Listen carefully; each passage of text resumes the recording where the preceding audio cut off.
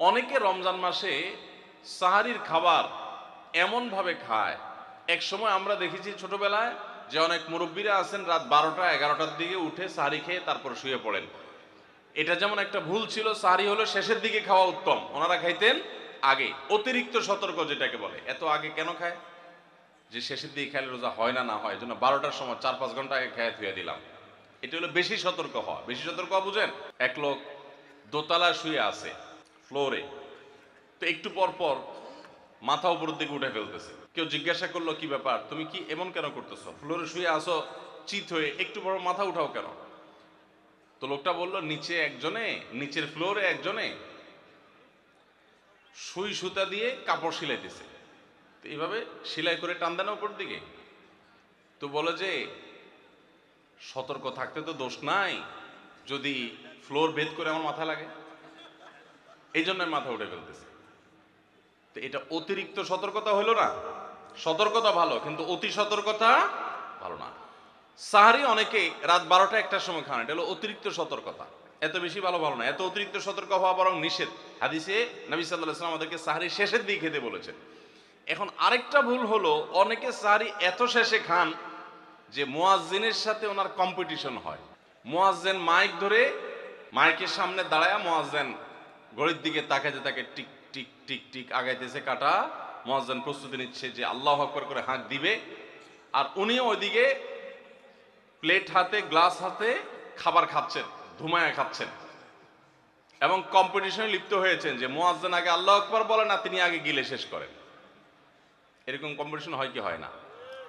বেশিরভাগ লোক, বিশেষ করে আমাদের যে কোনো কাজে আমরা একেবারে শেষ মুহূর্ত পর্যন্ত না ঠেকালে ভালো লাগে না। এই যে একদম আজান হওয়ার আগ মুহূর্ত পর্যন্ত খেতে থাকা, অনেক সময় দেখা যায় যে ভিতরে যাইতে যাচ্ছে আজান পড়তেছে, এখনো আমার গলার নিচেও নামে না, এদিকে আল্লাহ আকবার শুরু করে দিছি, আল্লাহ আকবার শুরু করতেছে, তখনও চাপাইতেছি, এবার ফালাই দিছি। দেরিতে সাহারি খাওয়া সুন্নত, এর মানে এই না যে এত দেরি করবেন যে মুয়াজ্জিনের সাথে আপনি চোর পুলিশ খেলাবেন। এত দেরি করা এটা অবশ্যই সুন্নাহ নয়। নবী করিম সাল্লাল্লাহু আলাইহি সাল্লাম সাহারি খেয়ে শেষ করার পর ফজরের নামাজ পড়তেন, মাঝখানে 50 আয়াত পড়ার মতো গ্যাপ থাকতো।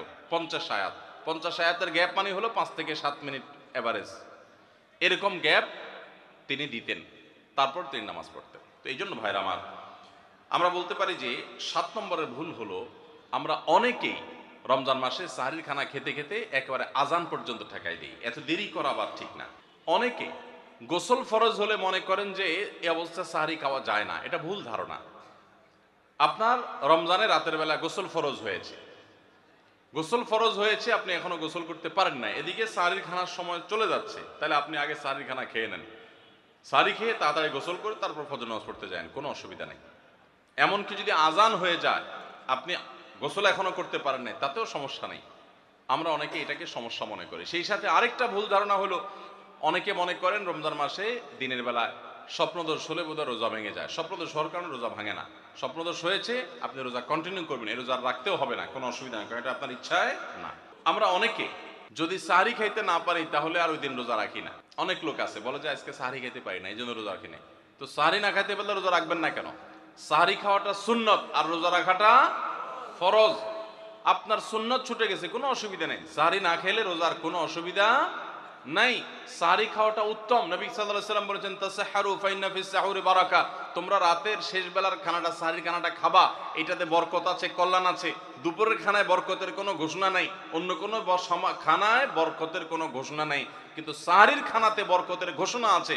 এই জন্য আমরা সাহারির খানাটা মনে না চাইলেও অল্প স্বল্প কিছু হলেও মুখে দেওয়ার চেষ্টা করব, কারণ সেখানে বরকত আছে, কল্যাণ আছে।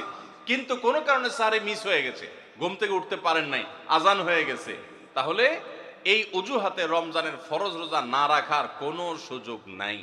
কষ্ট একটু বেশি হতে পারে ওই দিন, তাতে কিছুই হবে না, আমরা একেবারে মরে যাব না। ধৈর্য ধরা শিখতে হবে। ইমানদারকে আল্লাহ তাআলা সবর করা শেখাচ্ছেন রমজানের মাধ্যমে। এই জন্য ভাইরা, কোনোদিন সাহারি মিস হইলে ওই দিন রোজা মিস করা যাবে না। সাহারিতে আমরা বেশিরভাগ মানুষ একটা সুন্নাত আমল করি না, সেটা হলো খেজুর খাওয়া। সন্ধ্যার সময় ইফতারিতে যখন আমরা সাহারি খাই, তখন তো সবাই আমরা জানি, আমরা ইফতারিতে যখন খেজুর খাই তখন তো আমরা সবাই মোটামুটি জানি যেটা সুন্নত। কিন্তু সাহারিতে খেজুর খাওয়া যে সুন্নত, এটা ম্যাক্সিমাম মানুষ আমাদের দেশে এখনো জানেন না।